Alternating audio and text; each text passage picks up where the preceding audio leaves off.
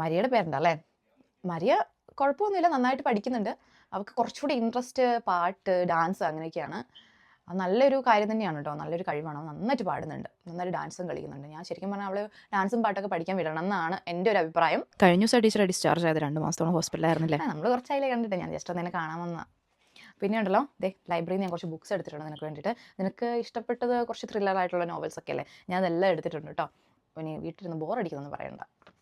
ടീച്ചറെ, എൻ്റെ ചികിത്സയ്ക്ക് കുറേ പൈസ ആയതുകൊണ്ട് ഇപ്രാവശ്യത്തെ എക്സാം ഫീസ് ഞാൻ കുറച്ച് താമസിച്ചേ അടയ്ക്കുള്ളൂ കേട്ടോ. ഫീസോ? ഫീസിൻ്റെ കാര്യം ഓർത്ത് വരെ പേടിക്കണ്ട, അത് ഞാൻ അടച്ചിട്ടുണ്ട് കേട്ടോ. അയ്യോ ടീച്ചറെ, ഒന്നും പറയണ്ട, ഞാൻ അടച്ചിട്ടുണ്ട്, ഒന്നും പേടിക്കണ്ട കേട്ടോ. പോയി ക്ലാസ്സിൽ അറ്റൻഡ് ചെയ്തോ. ശരിയാ. എങ്ങനെയുണ്ട്? ഉഷാറായിട്ടിരിക്കുന്നോ? അമ്മേ, ഞാൻ കുറച്ച് ചെറുതായിട്ട് എന്നെ കൊണ്ട് കഴിയാവുന്ന ഒരു ഇച്ചിരി പൈസയാണ്, അവൾക്ക് ഒരു മാസത്തെ മെഡിസിൻ മേടിക്കാൻ വേണ്ടിയിട്ടുള്ള പൈസ കേട്ടോ. ഇത് എടുത്ത് വെച്ചേരെ. എനിക്കറിയാം നിങ്ങളിപ്പം നന്നായിട്ട് സ്ട്രഗിൾ ചെയ്യുന്നുണ്ടെന്ന് അറിയാം. ഇത് എടുത്ത് വെച്ചോ കേട്ടോ. ടീച്ചറെ കുറച്ച് ദിവസമായല്ലോ കണ്ടിട്ട് ഇങ്ങോട്ടൊക്കെ. പിന്നെ ഉണ്ടല്ലോ, 10 A+ കിട്ടിയ പിള്ളേരെ വിളിപ്പിക്കുന്നുണ്ട്, നീ എന്തായാലും വരണം. അയ്യോ ടീച്ചർ മാറിപ്പോയി, എനിക്ക് 10 A+ ഒന്നുമില്ല, എനിക്ക് 8 A+ ഉള്ളൂന്നോ? ആ പിള്ളേരെല്ലാം സ്കൂളിൽ വന്ന് പഠിച്ച് 10 A+ മേടിച്ച പിള്ളേരാണ്. നീ വീട്ടിലും ആശുപത്രിയിലൊക്കെ ആയിട്ടിരുന്ന് പഠിച്ച് മേടിച്ചാണ് 8 A+. അപ്പോൾ എന്തായാലും 10 A+-നേക്കാൾ കുറച്ച് മുൻതൂക്കം നിൻ്റെ 8 A+-നാണ്. അപ്പോൾ എന്തായാലും നീയും വരണം കേട്ടല്ലോ.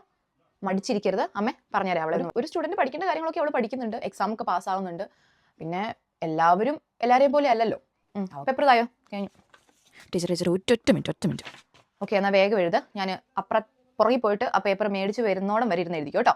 അപ്പോഴത്തേനും എനിക്ക് തിരിച്ചു വന്നേക്കണം.